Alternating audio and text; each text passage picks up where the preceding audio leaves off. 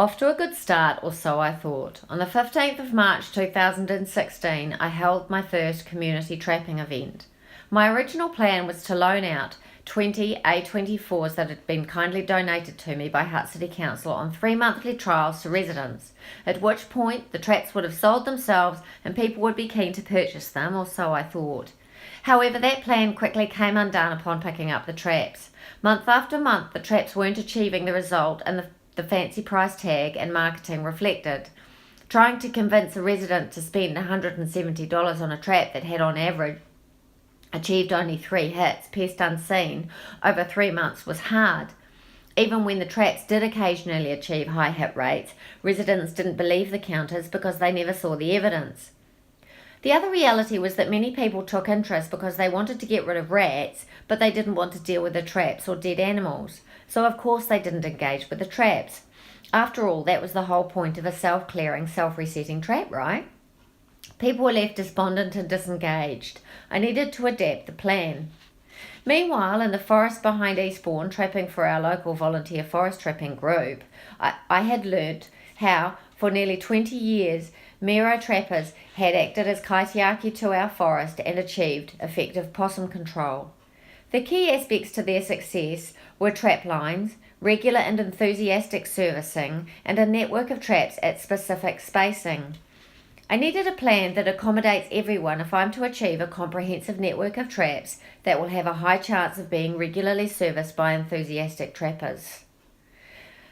Meanwhile, residential trapping in my neighbourhood had become a hobby to me, no different to that of a fisherman or a hunter, except it's much more accessible and achievable, both on your property and in your neighbourhood. This gave me the opportunity to learn and experience more than I would by simply trapping on my own property. Working across the neighbourhood makes maintaining what is essentially a mainland island of comprehensive trap coverage in a residential area a very doable exercise, as long as the majority cooperate. I had a new plan.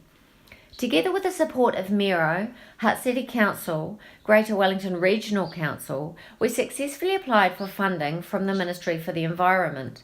What a huge and time-consuming process this was. Many would stop at this point, but I have Terry Webb, Chair of Miro, to thank for supporting me through the application of a 26-page document and a year of negotiations. But in defence of the process, it made me carefully evaluate the plan and guided me through the work of turning an idea into a plan into a viable project.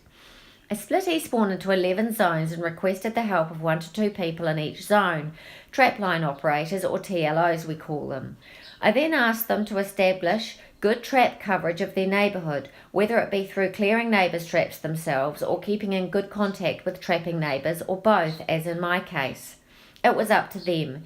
ERAT would be there to support them by providing a spreadsheet of local trappers, monthly updated Google Earth files of trap coverage thanks to Terry Webb, who had figured out how to put radius circles around waypoints on Google Earth Pro, enabled us to work around already established traps and pinpoint properties in need of coverage. Somewhere to upload the data that would show the results came in the form of GIC software. One of Miro members, Parker Jones, is heavily involved with GIC and has generously supplied the volunteer labour to us. This means we have been able to produce heat maps of catch rates, which is a fantastic tool for the TLOs when it comes to engaging new trappers. A monitoring exercise was designed by Greater Wellington Regional Council to complement the monitoring that has been taking place in the forest for many years with monitoring tunnels. This has been extremely useful as a regular and interesting exercise for TLOs to gauge their progress, and it also engages the owners of the properties the monitoring tunnels are placed on. It has piqued people's interest and kept them engaged.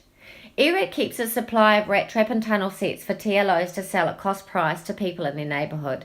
ERAT facilitates the sale of DOC 200s and provides monthly stoat lure for them. HCC provides a subsidy to a percentage of homeowners wishing to purchase the DOC 200 traps, and anyone over that percentage are able to purchase a DOC 200 at full cost, and many people are doing so. Foreshore traps supplied by Hutt City Council and MFE funding are being installed in the form of trap lines to cover public land between residential properties. ERAT is expected to find volunteers to service these lines, and this is proving easy, with more volunteers than trap lines to date.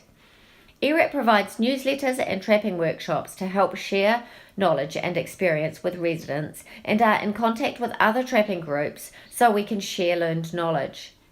Positive aspects became apparent upon trialling the system in my own neighbourhood.